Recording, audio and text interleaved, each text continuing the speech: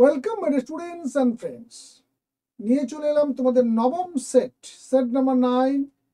10টি সেট তোমাদের practice set দেবো বলেছিলাম, তার মধ্যে আর একটি সেট বাকি থাকলো। তারপরেই আমাদের 2 মার্ক এবং 3 মার্কের ইম্পর্টেন্ট প্রশ্ন যেগুলো টেস্ট পেপারে রয়েছে সেগুলো তো আলোচনা করবোই। সেই সঙ্গে তোমাদের পর্ষদের যে টেস্ট পেপার এসছে সেটাও আলোচনা করবো, এবিটিও রয়েছে, তারও বেশ কিছু ইম্পর্টেন্ট পেজ আলোচনা করে দেবো। তাই বলবো, চ্যানেলে যারা নতুন তারা অবশ্যই চ্যানেলটিকে সাবস্ক্রাইব করবে এবং পাশে থাকা বেল আইকন ক্লিক করে অল নোটিফিকেশন অন করে নেবেন। আর যারা অলরেডি আমাদের সাবস্ক্রাইবার তারা আমাদের চ্যানেলের সঙ্গে জুড়ে থাকার চেষ্টা করবে এবং বন্ধুদেরকে ভিডিওটির লিংক শেয়ার করতে ভুলবে না। চলো শুরু করা যাক আজকে প্রথম প্রশ্ন। দেখো, প্রথম প্রশ্ন রয়েছে, লজ্জাবতীর পাতা স্পর্শ করলে নুয়ে পড়ে। এটি হলো কেমোনাস্টিক, সিসমোনাস্টিক, ফটোট্রপিক এবং ফটোট্যাকটিক চলন। এটা তোমাদের কারোরই সমস্যা হচ্ছে না, সিসমোনাস্টিক চলন। এটা বহুবার এই প্রশ্নের সম্মুখীন তোমরা হয়েছো।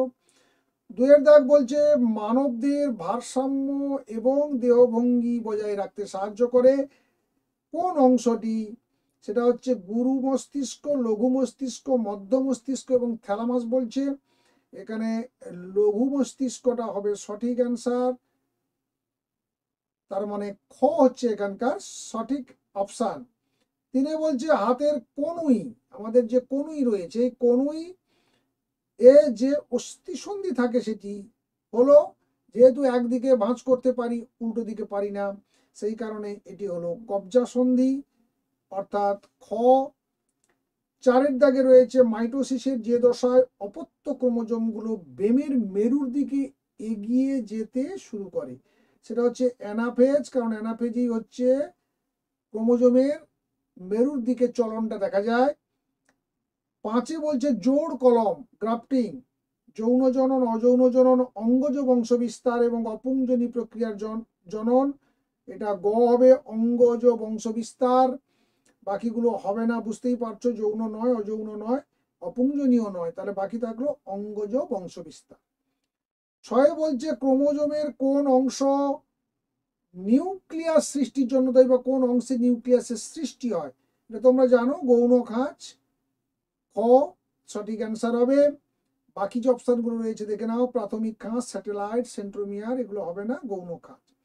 7 বলছে, মানুষের ক্ষেত্রে অটোজোমাল ক্রোমোজোম ঘটিত একটা রোগ, থ্যালাসেমিয়া হচ্ছে সঠিক অ্যান্সার। হিমোফিলিয়া, বর্ণান্ধতা, নিউমোনিয়া এগুলো রয়েছে, আর বাকি অপশান। তারপরে 8 বলছে, বংশগতিতে বিপরীতধর্মী বৈশিষ্ট্যের জোড়াকে কি বলে? এটা তোমরা জানো প্রত্যেকে, এটা অ্যালিল বলে, অ্যালিল। তারপরে 9 বলছে, এক সংকর লম্বা, একটি সংকর লম্বা এবং একটি বিশুদ্ধ খর্ব মোটর গাছের মধ্যে সংকরায়নের সৃষ্টি হলে অপত্যগুলি যে ধরনের হবে। অর্থাৎ দেখো, একটা ক্যাপিটাল টি স্মল টি রয়েছে আর বাকি দুটোই স্মল টি, তাই দুজনের সঙ্গে যখনই ক্রস হবে বা গ্যামেট তৈরি হবে, এখানে একটা প্রথমটাতে ক্যাপিটাল টি একটা স্মল টি, দুটো গ্যামেট হবে। আর বিশুদ্ধ খর্বতে হবে দুটো স্মল টি গ্যামেট। তার ফলে কি হচ্ছে, যখন এই বড় ক্যাপিটাল টি দুটো স্মল টির সঙ্গে যুক্ত হবে তখন দুটি লম্বা গাছ উৎপন্ন করবে।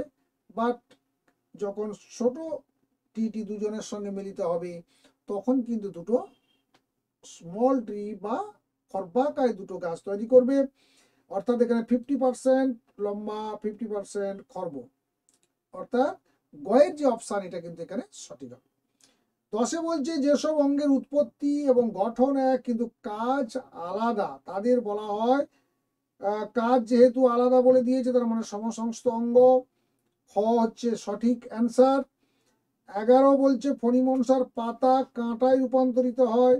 এটা তোমরা জানো, পাতাটা কাঁটা হয় কারণ ফণিমনসা হচ্ছে মরু অঞ্চলে দেখা যায়, তাই সেখানে জলের যেহেতু সমস্যা রয়েছে, জল সাপ্লাই ঠিকঠাক থাকে না বা উদ্ভিদের মূল ঠিকঠাকভাবে জলটা পায় না, সেই কারণে বাষ্পমোচনের হার কমানোর জন্য এই ধরনের অভিযোজন দেখা যায়, পাতা কাঁটায় রূপান্তরিত হয়ে যায়। 12 বলছে, শিম্পাঞ্জির চিন্তা করার ক্ষমতা আছে কারণ ওরা উই পোকা খেতে পারে, গাছের ডাল ভাঙতে পারে, পাতা ছাড়িয়ে ডালকে উই পোকার ধরার যন্ত্ররূপে ব্যবহার করতে পারে এবং উই পোকার গর্ত চিনতে পারে। 3 নম্বর অপশনটা দেখো, পাতা এমনি তো গাছের যদি ডাল পালা সমেত অর্থাৎ পাতা সমেত যদি প্রবেশ করিয়ে দিত ওই ঢিপির ভেতরে, তাহলে খুব একটা বুদ্ধি আছে বলে মনে হতো না। কিন্তু দেখো, যে ডালটি ভাঙলো তার পাতাগুলোকে পরিষ্কার করে দিল, দিয়ে একেবারে স্ট্রেট যে খাঁচিটা পাওয়া গেল বা যে গাছের যে কাণ্ডটি পাওয়া গেল সেটা নিয়ে ওই ঢিপির মধ্যে প্রবেশ করালো, এবং সেগুলো বেয়ে বেয়ে বেয়ে বেয়ে যখন ওই পোকাগুলো বাইরে বেরিয়ে আসে তখন খেতে শুরু করে। তার মানে এখানে গ হচ্ছে সঠিক অ্যান্সার হবে। 13 বলছে নিচের কোনটি একটি নাইট্রোজেন আবদ্ধকারী মিথজীবী ব্যাকটেরিয়া? এটাও তোমরা জানো প্রত্যেকে, রাইজোবিয়াম। এরপরে বলছে খাদ্য শৃঙ্খল বরাবর কোনো নির্দিষ্ট দূষকের ক্রমবৃদ্ধিকে কি বলে? বায়োম্যাগনিফিকেশন। আর 1-15 বলছে শব্দ সীমার উপরে শব্দ দূষণ ঘটে যে শব্দ সীমার উপরে ম্যাক্সিমাম, সেটা হচ্ছে 80 ডেসিবেল। খর যে অপশানটা রয়েছে এটা হবে সঠিক। এরপরে দেখো বিভাগ খ রয়েছে ন্যাস্টিক চলন বাহ্যিক উদ্দীপকের ড্যাশ অনুযায়ী ঘটে, এটা তীব্রতা হবে। তীব্রতা, ন্যাস্টিক চলন যেহেতু তীব্রতা অনুযায়ী, উদ্দীপকের তীব্রতা অনুযায়ী এটা ঘটবে। আর মানুষের চোখের লেন্স যদি অস্বচ্ছ হয়ে যায় সেক্ষেত্রে যে ত্রুটি দেখা যায় সেটাকে বলা হয় ছানি পড়া বা ক্যাটারাক্ট বলা হয়, বা ছানি পড়াও তোমরা লিখতে পারো, কোনো অসুবিধা নেই। মানুষের 22 জোড়া অটোজোম রয়েছে, অটোজোম রয়েছে, আর 1 জোড়া রয়েছে সেক্স ক্রোমোজোম, অর্থাৎ 44টি অটোজোম আর 2টি সেক্স ক্রোমোজোম। পিতা মাতার যে গুণটি প্রথম অপত্য বংশে প্রকাশিত হয় তাকে বলা হয় প্রকট গুণ।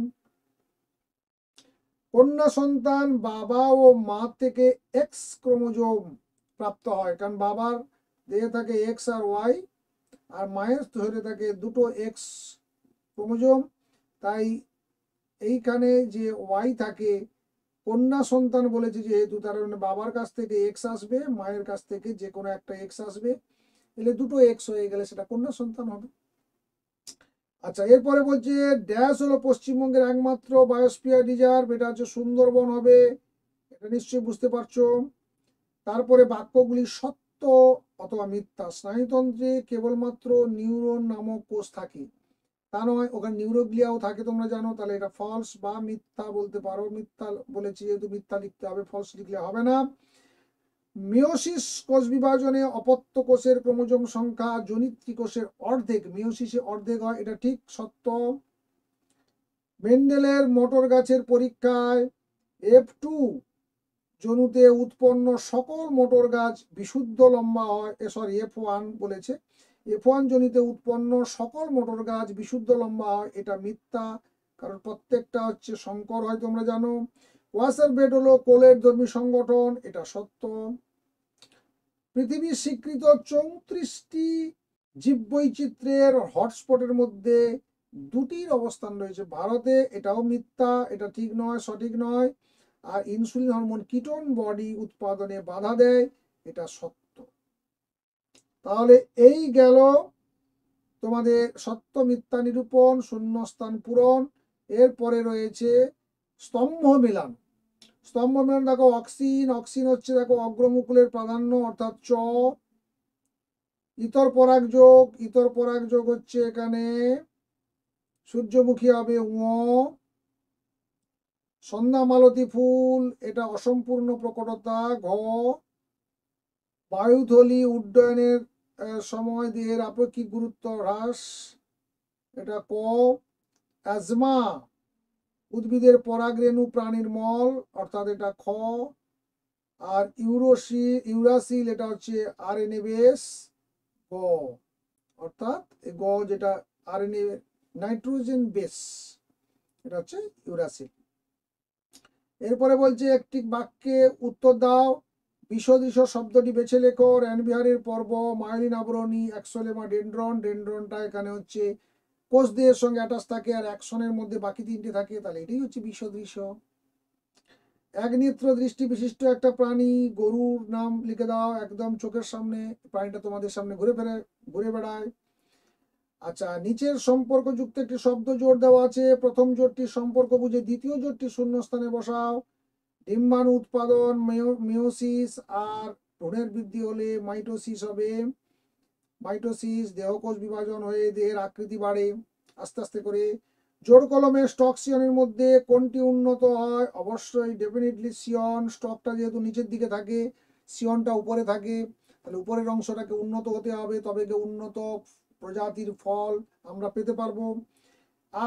আর capital R R small Y Y, capital R small Y Y জিনোটাইপের ফিনোটাইপ কি অভিন্ন? কারণ দেখো ফিনোটাইপ যখন হচ্ছে ডবল আর ক্যাপিটাল যেটা হচ্ছে, আর পরে ডবল আর এর জায়গায় একটা ক্যাপিটাল একটা স্মল রয়েছে, দুটোই যেহেতু ক্যাপিটাল আর রয়েছে, তাহলে ওটাও যে বৈশিষ্ট্য প্রকাশ করবে দুটো ক্যাপিটাল আরও তাই করবে, কারণ ক্যাপিটাল আরটা হচ্ছে প্রকট। তার মানে এটা অভিন্ন বলবো তাহলে, বা একই বলে দেবো যে হ্যাঁ ঠিক আছে এটা অভিন্নই হবে। ফিনোটাইপ আর ফিনোটাইপটা দুটো জিনোটাইপের জন্য একই ফিনোটাইপ হবে। আন্তঃপ্রজাতির সংগ্রাম কি? আন্তঃপ্রজাতির দুটো আলাদা আলাদা প্রজাতির মধ্যে যখন খাদ্য এবং বাসস্থানের জন্য লড়াই, সেটাকে বলা হবে আন্তঃপ্রজাতিক সংগ্রাম। 2025 বলছে নিচের 4টি বিষয়ের মধ্যে 3টি একটি বিষয়ের অন্তর্গত, সেই বিষয়টা খুঁজে বার করতে হবে। বায়ুমণ্ডলের পরিবর্তন, বিশ্ব উষ্ণায়ন, ক্রমবর্ধমান জনসংখ্যার সমস্যা, বাস্তুতন্ত্রের ক্ষয়, জলাভূমির ধ্বংস এবং জলাভূমির ধ্বংস। এর মধ্যে দেখো ক্রমবর্ধমান জনসংখ্যার সমস্যা, এটা যদি বাড়ার জন্যই কিন্তু বাস্তুতন্ত্রের ক্ষয়, জলাভূমির ধ্বংস এগুলো হয়েছে, এবং তারপরে বায়ুমণ্ডলের পরিবর্তন, বিশ্ব উষ্ণায়নও তারপরে পৌঁছে গেছে আমাদের পাশে বা আমাদের সামনে। এরপরে রয়েছে ইউট্রিফিকেশনের ফলাফল কি হবে?